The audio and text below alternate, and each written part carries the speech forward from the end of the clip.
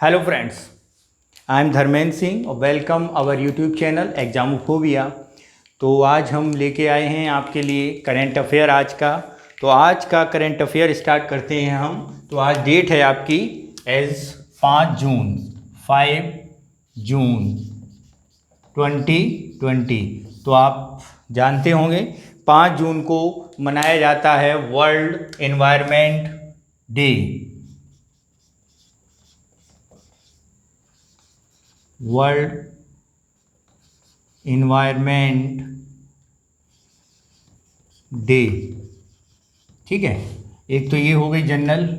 दूसरी आता है कि इस वर्ष की थीम क्या थी। आपके थीम पर क्वेश्चन आते हैं। थीम क्या थी? थीम इस वर्ष की थी प्रकृति के लिए समय, टाइम फॉर नेचर। प्रकृति के लिए समय यानी टाइम फॉर नेचर। अगर हम बात करें कि विश्व पर्यावरण दिवस के दिन आज का मेजबान किस देश ने मेजबानी की, तो कोलंबिया ने। किसने की? कोलंबिया ने। कोलंबिया मेजबान देश रहा, ठीक है। तो ये तो हो गया आपकी वर्ल्ड के संबंधित कुछ एनवायरनमेंट डे में की गई बातें। अब हम बात करते हैं भारत के। तो भारत का जलवायु पर्यावरण मंत्रालय द्वारा आज क्या किया गया? तो भारत के जलवायु पर्यावरण मंत्रालय द्वारा नगर वन की बात की गई। किसकी? नगर वन, अर्बन फॉरेस्ट। अर्बन फॉरेस्ट पर बल देने की बात की गई है।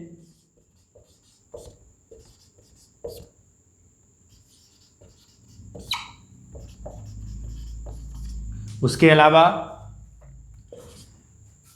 जो पर्यावरण मंत्रालय द्वारा, देखो ये बात बताएं, भारत में एनवायरनमेंट जैसे वर्ल्ड में 35 बायो हॉट स्पॉट इंकित किए गए हैं, ठीक है। तो उनमें से सबसे ज़्यादा 4 भारत में हैं। क्या? हॉट स्पॉट, जहाँ बायोडाइवर्सिटी सबसे ज़्यादा है। तो कौन कितने भारत में? 4 भारत में। और दूसरी बात ये आती है सामने कि भारत में नेचर या पर्यावरण पर विशेष बल देना चाहिए, क्योंकि यहाँ बायोडाइवर्सिटी अन्य देशों की अपेक्षा ज़्यादा पाई जाती है, ठीक है। जैसे आप लोग जानते ही होंगे कि वेस्टर्न घाट में सबसे ज़्यादा बायोडाइवर्सिटी, और आपके इंडो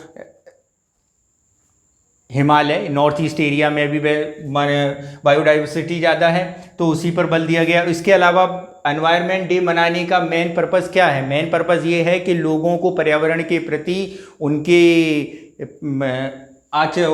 आचरण में या उनके प्रति, पर्यावरण के प्रति लोगों को ये बताया जाए कि पर्यावरण में आपका पर्यावरण बहुत साफ स्वच्छ कैसे रखा जाए, ठीक है। और पर्यावरण के प्रति उनके उत्तरदायित्व को उन्हें समझाया जाए, ठीक। उसके अलावा एक ये चीज़ और होती है कि इन्वायरमेंट अगर हम पूरा देखें तो वर्ल्ड इन्वायरमेंट डे की शुरुआत कब से होती है? वर्ल्ड इन्वायरमेंट डे की शुरुआत होती है आपकी 1972 में स्वीडन के स्टॉकहोम सम्मेलन से। कब होती है? स्टॉकहोम सम्मेलन 1972। यानी लोगों को प्रदूषण कम करना, कौन कौन से जल, वायु, नदी, पर्वत, पहाड़, बायोडाइवर्सिटी को पृथ्वी पर बचाए रखना, इसकी सुरक्षा के एवज में 5 जून 1972 से 1972 से विश्व पर्यावरण या पर्यावरण एनवायरनमेंट डे मनाया जा रहा है, ठीक है। इसके अलावा अगर हम बात करते हैं कि भारत के बारे में, भारत में आज क्या क्या एक्टिविटीज़ हुई, तो भारत में आज एनवायरनमेंट मंत्रालय ने ये कहा कि हम अर्बन फॉरेस्ट पर बल देंगे। अर्बन फॉरेस्ट के बल देने के साथ साथ एक शहर जो अर्बन फॉरेस्ट्री के दम पर भारत में सबसे बेहतर स्थिति में है, वो है आपका पुणे। कौन सा है? पुणे। पुणे में अर्बन फॉरेस्ट्री या फिर शहरी क्षेत्रों में वन्य की सुरक्षा के बाद के साथ साथ विकास के बारे में, बायोडाइवर्सिटी बनाए रखने पर विशेष एग्जाम्पल के तौर पे उभरा है।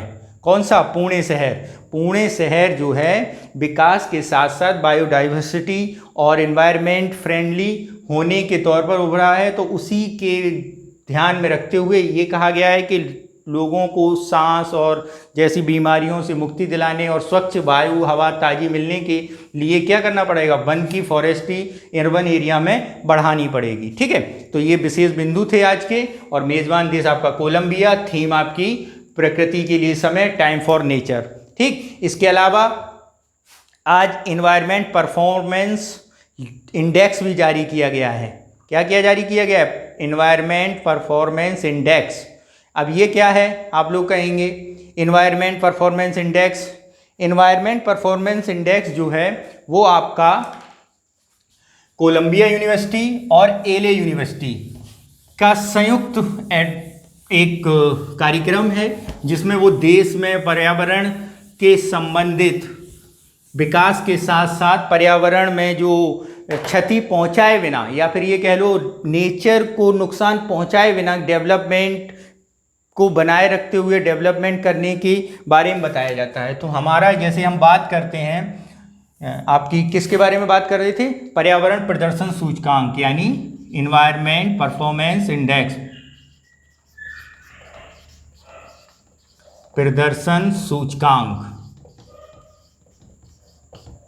क्या है पर्यावरण प्रदर्शन सूचकांक? तो पर्यावरण प्रदर्शन सूचकांक प्रत्येक 2 वर्षों में जारी होता है, प्रत्येक 2 वर्षों पर, 2 वर्षों में जारी। अब जारी कौन करता है? एले यूनिवर्सिटी, एले एवं कोलंबिया यूनिवर्सिटी, कोलंबिया विश्वविद्यालय तथा world economic forum,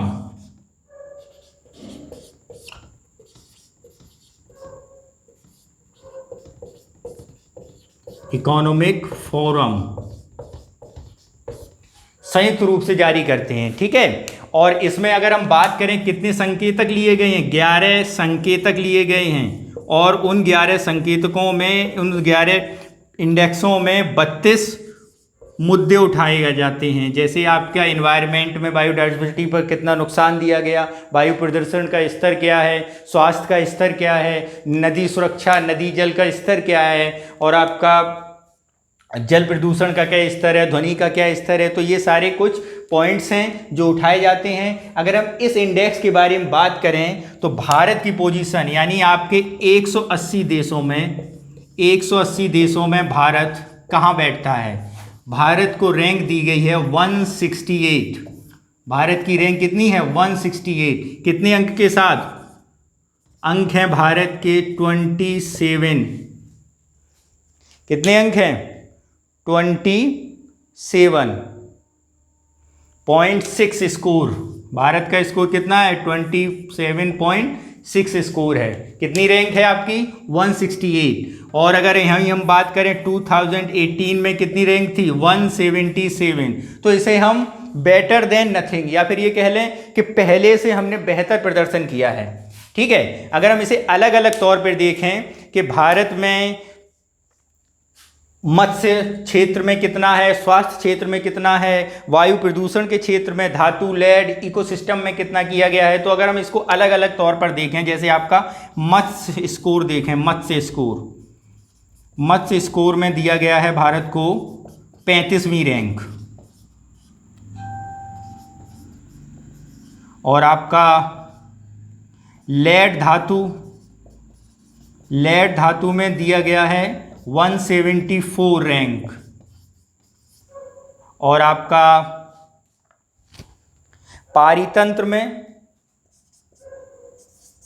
पारितंत्र score 174 rank. तो मत्स्य में तो हमारा स्कोर ठीक है, लेकिन इन दोनों जगह हमारा स्कोर वर्स्ट पोजीशन में है, खराब पोजीशन में है। यानी हमारे यहाँ धातु क्या है? धातु की जो आपकी प्रदूषण करने की लेड जो है, हमारे जल थल सबको क्या कर रहा है? प्रदूषण कर रहा है। और दूसरी बात, पारितंत्र इकोसिस्टम को बिगाड़ रहा है। इसके बाद अगर हम बात करते हैं नंबर 1 पोजीशन पे क्या है विश्व पटल पर? नंबर 1 रैंक है आपकी डेनमार्क की।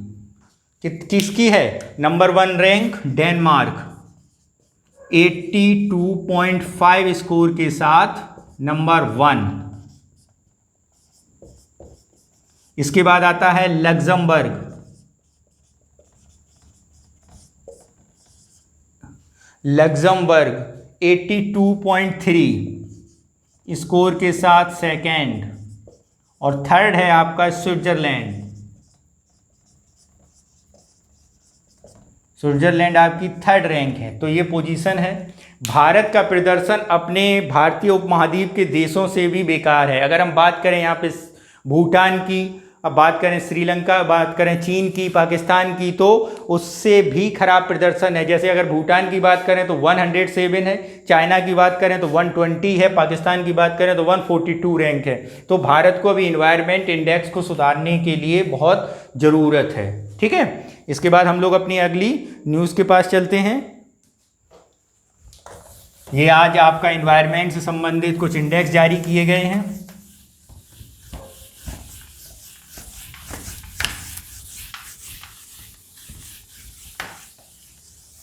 तो हमारी आज की नेक्स्ट न्यूज़ है बेरोजगारी दर क्या है। आज PFLS ने भारत में बेरोजगारी दर जारी की है। ठीक है, PLFS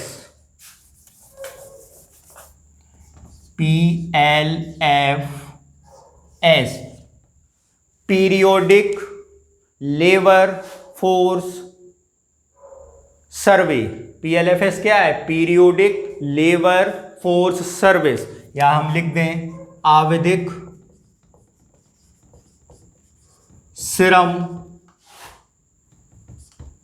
बल सर्वे।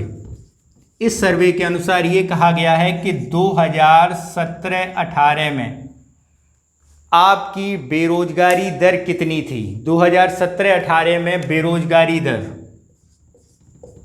2017-18 में बेरोजगारी दर 6.1% से घटकर 2018-19 में 5.8% पहुंच गई है। कितनी पहुंच गई है? 5.8%। यहाँ पर अगर हम बात करें महिलाओं की बेरोजगारी की दर के बारे में, तो महिलाओं की बेरोजगारी दर है 5.7, पुरुषों की बेरोजगारी दर है 5.2। महिलाओं की बेरोजगारी दर 5.2 है, पुरुषों की बेरोजगारी दर इस समय 6% है। अर्बन शहरी बेरोजगारी दर 7.8। अगर हम लिख दें यहाँ पे,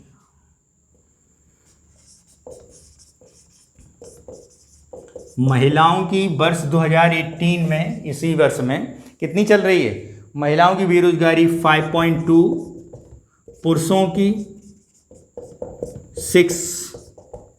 शहरी बेरोजगारी,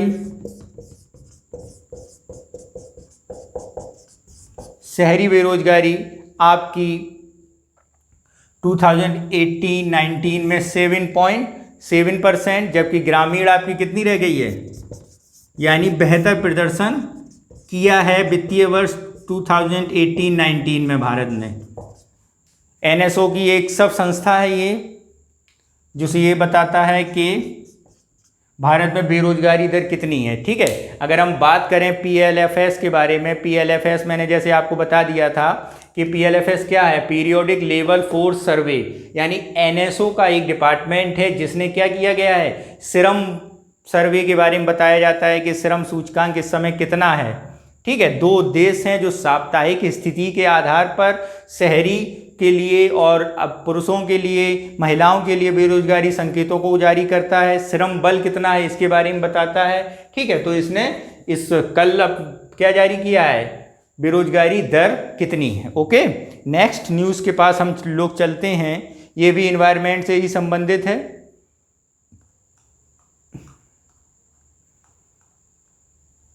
आर्कटिक सर्किल में रूसी तेल रिसाव।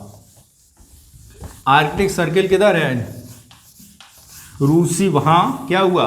रूसी तेल रिसाव। तो उसके बारे में देखते हैं क्या बताया गया है। आर्कटिक सर्किल,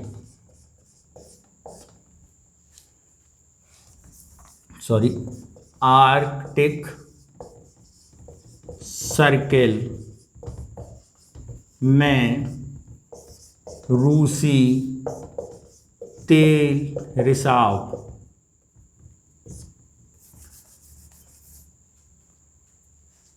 रूसी संयंत्र, ऐसे लिखो, रूसी संयंत्र का तेल रिसाव।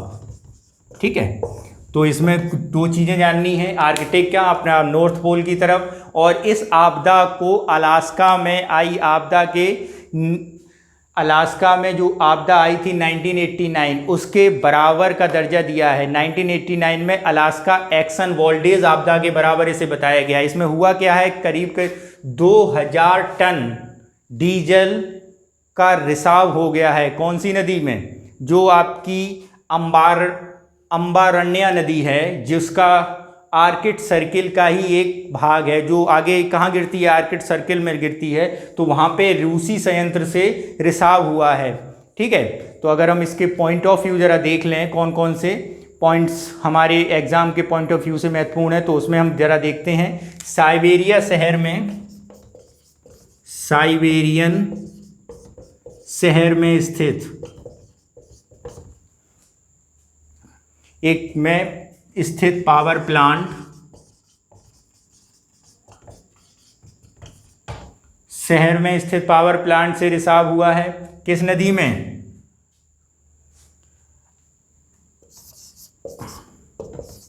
अम्बारण्य नदी,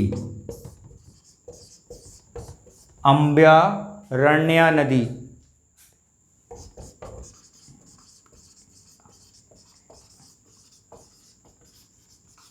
रिवर, जो आर्कटिक सर्किल का भाग है,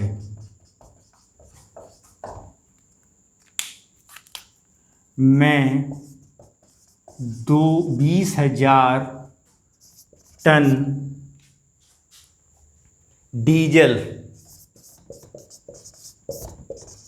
का रिसाव, ठीक है, का रिसाव हुआ है। और इस आपदा को किसके, इस आपदा को 1989 में अलास्का में आई आपदा के, अलास्का में एक रिसाव हुआ था। अलास्का में एक्सन वाल्डेज आपदा, एक्सन वाल्डेज आपदा के बराबर बताया जा रहा है, वाल्डेज आपदा के समान। ठीक है, यानी अलास्का में आई आपदा के समकक्ष इस आपदा को बताया जाए, क्योंकि इससे हुआ क्या है, इससे करीब करीब इकोनॉमी के स्तर पर देखें तो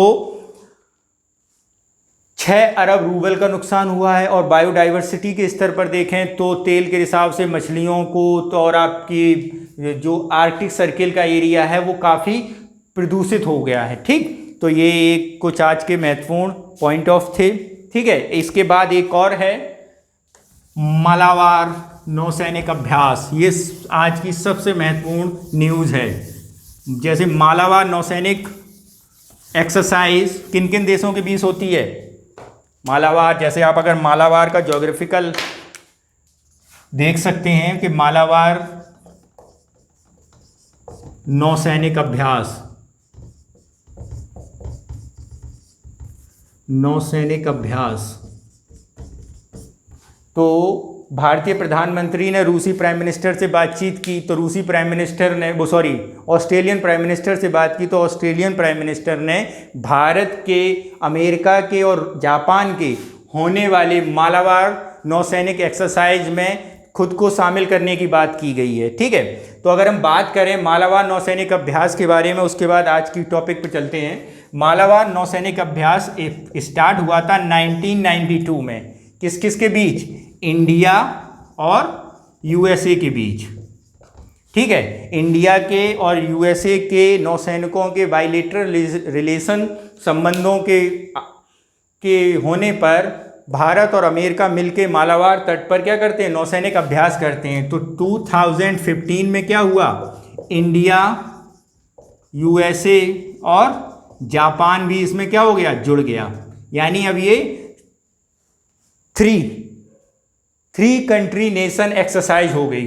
ठीक है, और अब 2016 से बराबर ऑस्ट्रेलिया कह रहा है कि हमें भी क्या किया जाए, इसमें शामिल किया जाए। अब ऑस्ट्रेलिया ने भी शामिल होने की इच्छा जताई।